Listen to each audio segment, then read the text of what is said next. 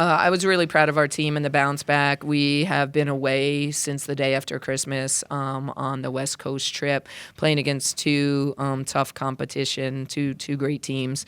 And we had another great team come in here tonight. We always talk about protecting the Block M and how important that is. And they jumped on us right away. We're trying to figure out against really great defensive teams how to score and how to change tempo. And I thought the second quarter we were able to change the tempo of the game and allowed us to come back in. And then I thought we settled and had a really good second half. So just proud of our squad. Sometimes I have to remind myself that they're still really young, and there aren't a lot of seniors out there all the time. They're still, mostly sophomores. So they went tonight against experience and had to finish down the stretch. We made our free throws down the stretch. Awesome. So I just thought it was a really great win. Questions from the student athletes? Taylor, go ahead. How did you guys adapt your game plan as the game progressed, moving from that first quarter to the comeback?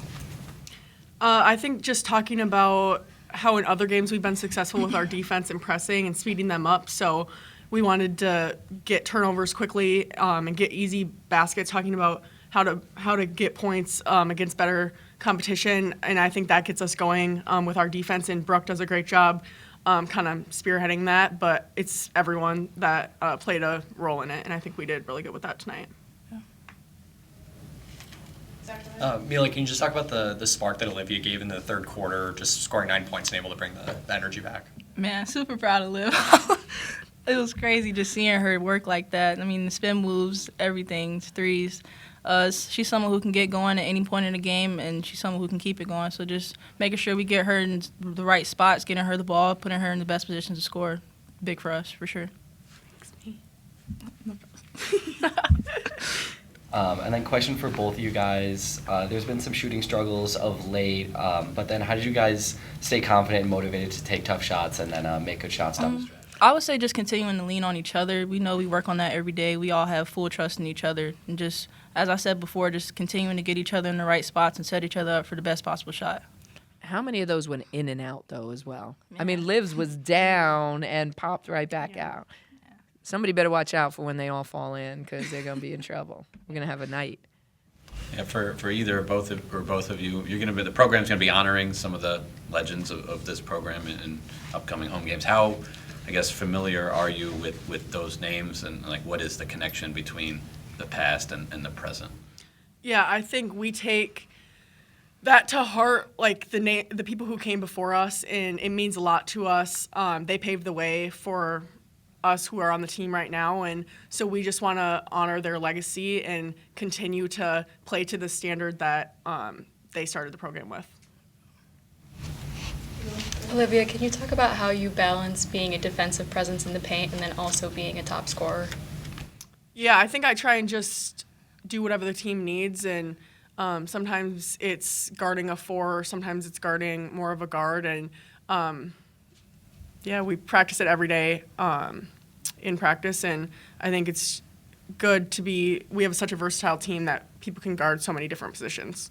Taylor, last one for the student athletes. Yeah, looking both at the game today and your two games on the West Coast, what are some of the biggest takeaways for your team moving forwards? I would say those two games on the West Coast were nothing but eye-openers for us. It just exposed our flaws and just open our eyes to what we needed to come back and work on, and I feel like we did that, just working on playing in the flow of the offense, being able to press when teams are expecting it, and just keeping that going.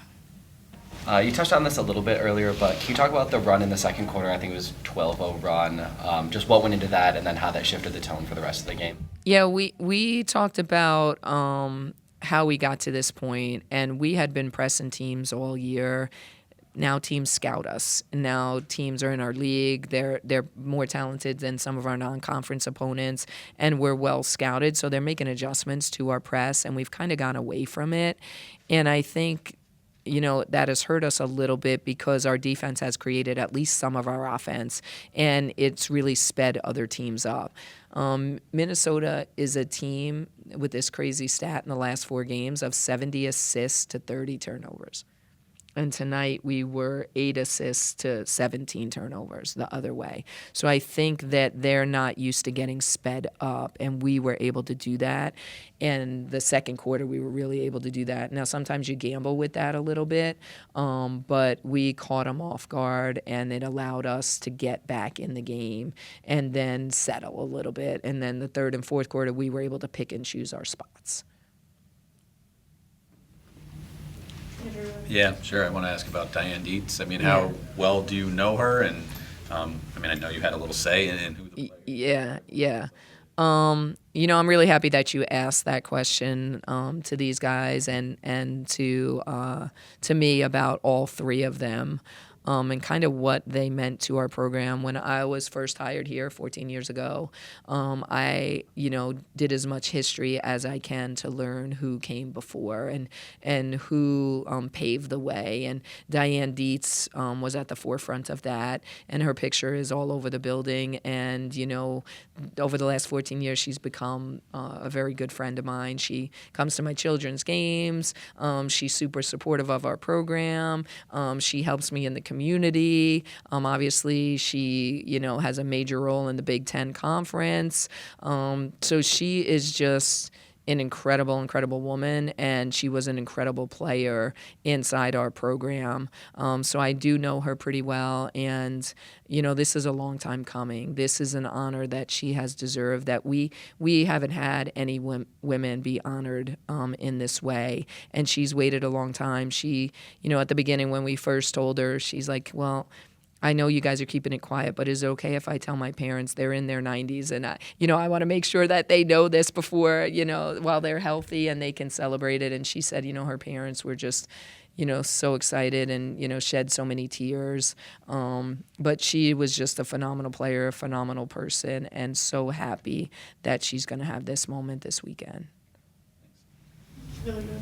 How do you think your defense adapted to defending a team with that much height and size, especially in the paint? They are so long at every spot. We think we're long. They are so long at every spot, and they really attack you one-on-one. And we had to adjust to that. They were scoring one-on-one against us early. I thought we did a tremendous job of really adjusting, and I thought our posts were so active and helping.